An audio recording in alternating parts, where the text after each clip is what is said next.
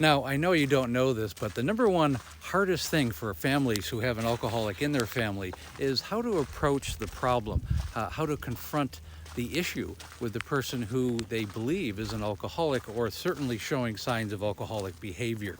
Now, it's important to understand that you have to have a certain conversation, and as a family member, you got to create boundaries and you got to create ultimatums ultimately.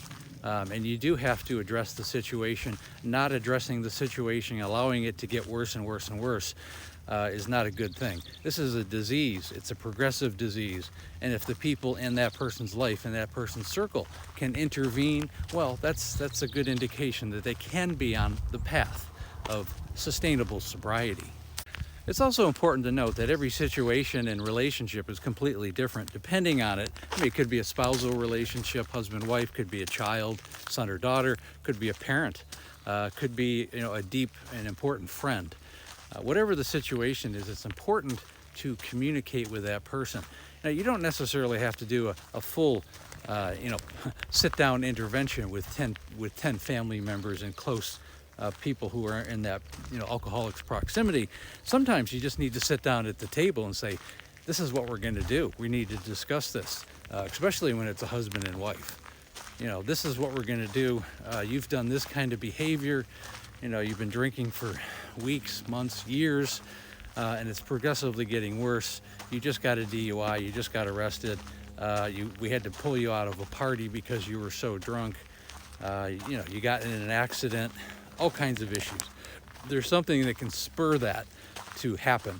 Unfortunately, it's more important to get to a family member before external issues begin to happen, before they have legal issues, because you can recognize that long before. Usually by the time somebody gets a DUI, they've actually probably been driving for decades, drunk on a regular occasion. So it's important to get people earlier, sit down and have the hard conversations. And really the bottom line here is, if you don't sit that person down, the person that you love, that spouse that you love, that child that you love, and take action, and really get a little bit aggressive in this particular situation, who is going to stand up for that person? Who is going to get in harm's way? Who is going to have the tough conversations? If you don't do it, who is? And like any disease, it's a progressive disease. It's going to get worse unless somebody steps in. Now, ultimately, you're not responsible for that person's decision, but you got to try, and you got to have the tough decisions.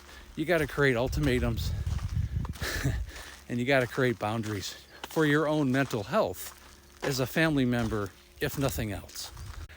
And again, if this story resonates with you, if you have a family member, or if the alcoholic is yourself, and this is something that you kind of relate to, click on the link above, set up a breakthrough call. I've helped thousands of alcoholics, and just as importantly, I've helped their family members, which is, when there's an alcoholic in the family, everybody is suffering from that disease. Please like, share, and comment. And again, we have a Facebook group called Amanda, a cautionary tale of alcoholism. It's growing by leaps and bounds. Every day we add people. We talk about these subjects and many more. And you can also network with other people struggling with the same type of disease and their family members. And again, thanks for listening.